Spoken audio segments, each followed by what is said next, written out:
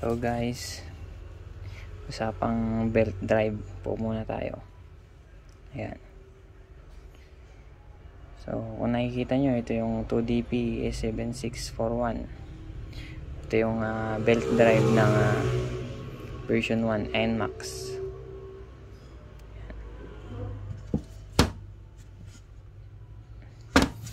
Ito naman yung sa Aerox version 1. Aerox version 1, tapos NMAX version 2 at Aerox S.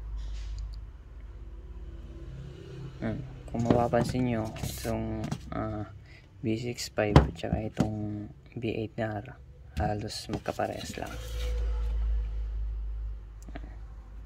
Parehas lang sila ng haba.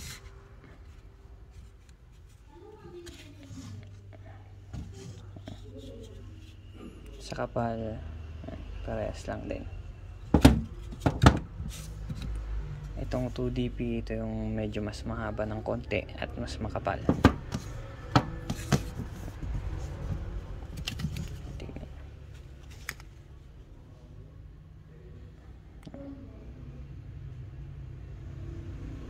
Sa haba naman,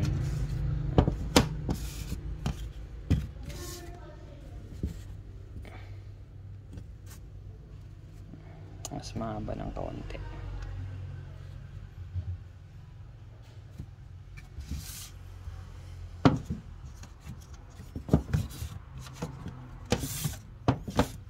Ayan, ito yung pang version 1 na NMAX. Aerox version 1.